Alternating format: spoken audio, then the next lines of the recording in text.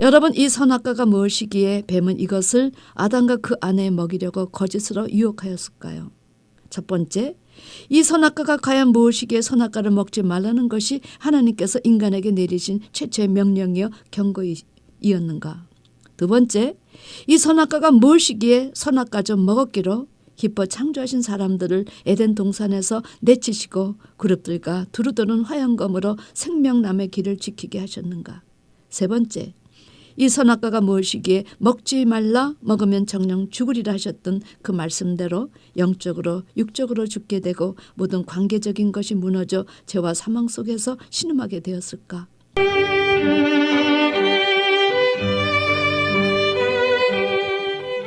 물된 동산귀 시간. 이 시간 말씀에는 물된 동산교회 담임 조병선 목사님입니다. 할렐루야, 한 주도 평안하셨는지요? 저는 지난주에 사단의 또 다른 이름은 멸망자요, 살인자요, 파괴자로서 얼마큼 열국을 경동시키고 세계를 황무케 하고 있는지, 우리 주님께서 마귀 이를 멸하러 오신 그 이후 사단은 어떤 역할을 지금 하고 있는지, 종말에 고통하는 때가 온다는 사도 바울의 경고는 하나님 앞에서 밤낮으로 참수하던 더러운 사단이 지금 자기의 때가 얼마 남지 않은 사실을 알고 우는 사자처럼 삼킬 자를 찾기 때문임을 여러분께 제시했습니다.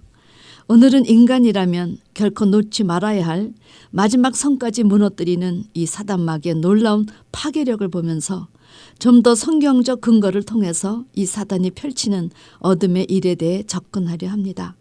주님의 12제자 중 사도 요한은 사단의 전부를, 즉 사단의 말로까지 눈으로 밝히 보았기 때문에 사단에 대한 그의 증거는 얼마나 깊고 값진 것인지 오늘은 사도 요한이 증거한 사단에 대해 제시하려 합니다. 첫 번째, 사도 요한은 요한일서 3장 8절에서 하나님의 아들이 나타나신 것은 마귀를 멸하러 오신 것이 아니라 마귀의 일을 멸하러 오신 것이라 증거한 사실입니다. 이는 마귀가 수천 년간 하나님의 나라, 하나님의 교회에 얼마나 많은 일을 벌여놓았는지를 제시한 것이지요. 주님께서 십자가에서 나가 다 이루었다, 그 고통 가운데 선포하신 것은 바로 이 마귀의 일을 멸하신 사실을 제시하신 것입니다. 그렇다면 주님께서 이루신 마귀의 일은 구체적으로 무엇을 말하는 것일까요? 여러 가지지만 특별히 하나님의 보좌 앞과 우리가 사는 이 세상을 오가며 우리가 죄를 질 때마다 하루 종일 하나님 앞에서 참수하고 정죄하던 이 더러운 마귀가 더 이상 그 짓을 하지 못하도록 십자가에서 그리스도의 권세를 이루신 일을 말한 것입니다. 이로 인해 마귀는 더 이상 하늘에 거할 것을 찾지 못하고 땅으로 쫓겨나왔을 뿐만 아니라 더 이상 우리를 정죄할 건덕지를 잃게 되었지요. 우리가 예수님이 우리의 죄를 대속해 주신 구원자라는 사실을 알고 그분을 믿으면 그 믿음으로 의인되게 해주셨기 때문입니다. 여러분과 저는 믿음으로 의인된 자들입니다. 우리가 설령 죄를 지었다 해도 언제 어느 때 그 죄성을 가지고 하나님 앞에 나가 고백을 하면 그분은 미쁘사 그 죄를 씻어주셔서 사단의 참소에서 벗어나게 그 길을 열어주셨기 때문입니다. 그러나 우리는 하나님 앞에서는 아직도 많은 죄성을 지니고 있기 때문에 말씀의 거울로 스쳐나가 흠과 티와 점까지 없애야 하는 그런 숙제가 남아있지요. 주님이 이 땅에 오신 목적이 그 마귀의 일을 멸하러 오셨다는 이야기는 우리 성도도 이 마귀의 일에 대해서 잘 알아야 하고 그 마귀의 일을 멸하는 자의 삶을 살아야 한다는 사실을 제시하신 것입니다. 두 번째, 사도 요한은 계시록 12장 9절에서 큰 용이 내어 쫓기니 옛뱀 곧 마귀라고도 하고 사단이라고도 하는 온 천하를 꿰는 자라 땅으로 내어 쫓기니 그의 사자들도 저와 함께 내어 쫓기니라 제시하였습니다. 이 이야기는 에덴 동산에서 우리의 조상 아담과 그 아내를 유혹하여 선악과를 먹인 뱀, 그거 알고 보니까 그 옛뱀이 바로 사단이요 마귀였어. 그 옛뱀이 얼마큼 하나님의 말씀에 불순종하는 자들을 합법적으로 먹을 수 있는 권세를 누렸는지 세상에 종말에는 큰 용이 되어 있어. 여러분, 얼마나 충격적인 제시인지요. 그 사단 마귀가 에덴 동산에부터 시작해서 마지막 예수님 재림하실 그때까지 얼마큼 활약하였으면 뱀이 용으로, 아니 그것도 큰 용으로 변했을까요? 이는 하나님의 자녀들이 자녀다운 권세를 가지지 못하고 오히려 뱀에게 먹혀 종신토록 흙을 먹으라는 그 저주가 성취되었기 때문입니다. 여러분, 이 선악과가 무엇이기에 뱀은 이것을 아담과 그 아내에 먹이려고 거짓으로 유혹하였을까요? 첫 번째, 이 선악과가 과연 무엇이기에 선악과를 먹지 말라는 것이 하나님께서 인간에게 내리신 최초의 명령이요 경고이었는가? 두 번째, 이 선악과가 무엇이기에 선악과 좀 먹었기로 기뻐 창조하신 사람들을 에덴 동산에서 내치시고 그룹들과 두루두른 화영검으로 생명남의 길을 지키게 하셨는가?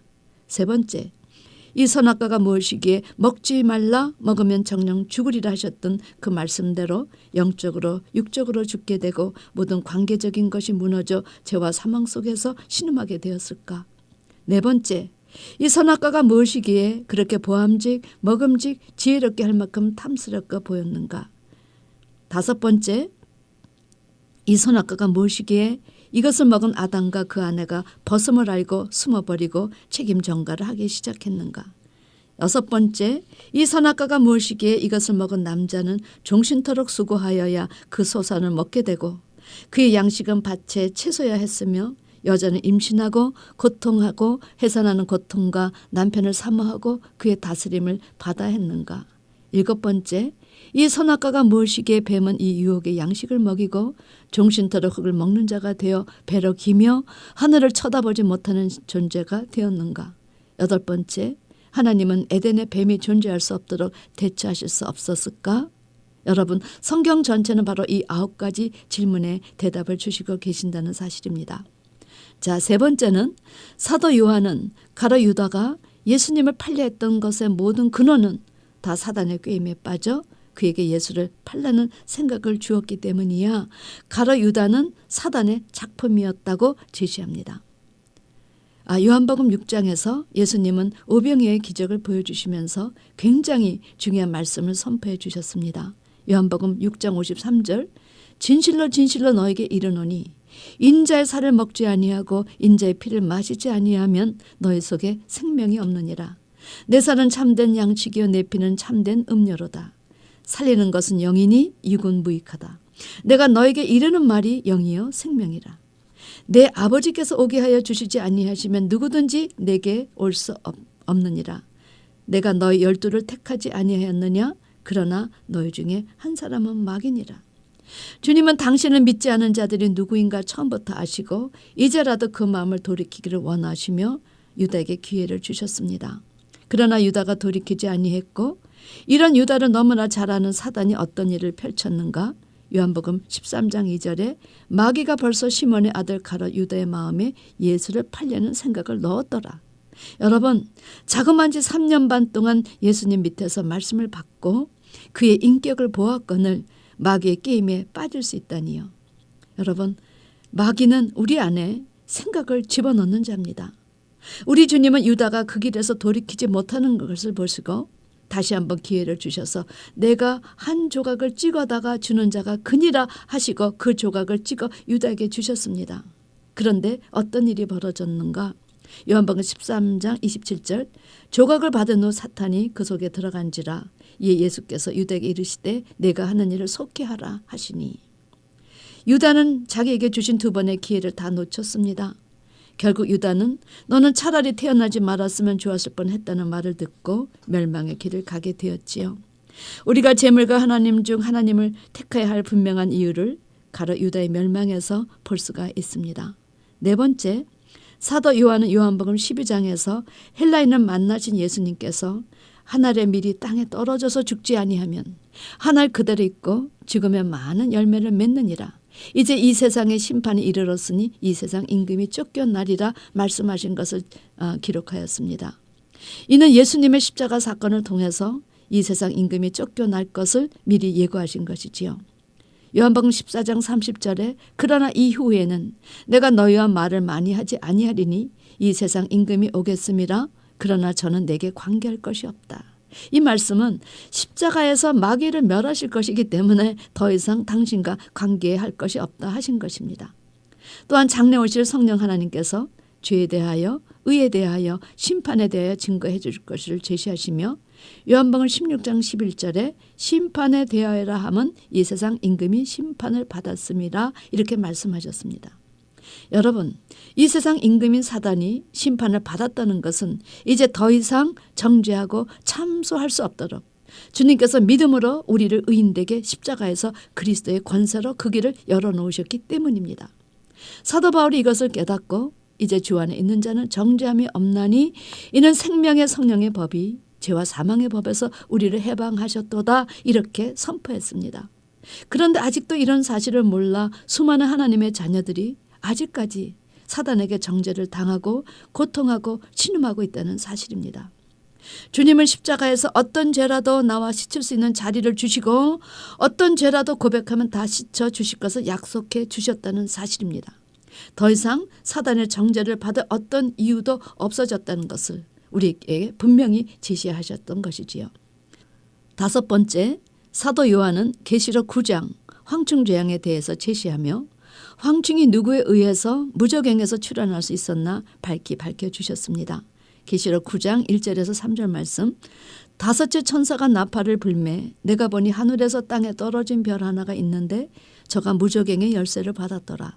저가 무저갱을 여니 그 구멍에서 큰 풀무에 연기 같은 연기가 올라오매 해와 공기가 그 구멍의 연기로 인하여 어두워지며 또 황충이 연기 가운데로부터 땅에 나오매 저희가 땅에 있는 정갈의 권세와 같은 권세를 받았더라.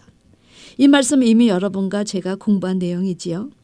이 말씀은 황충이 누구에 의해서 세상에 나왔는지 알아? 사단이야. 저가 무저갱의 열쇠를 받고 이 황충 떼들을 나오게 한 거지. 종말의 이 황충 때 종들은 정갈의 권세와 같은 권세를 가지고 나올 것이기 때문에 이런 거짓 목자를 만나면 참 괴로울 것이야. 이런 자들이 나와 하나님의 백성을 괴롭히는지 왜 알아?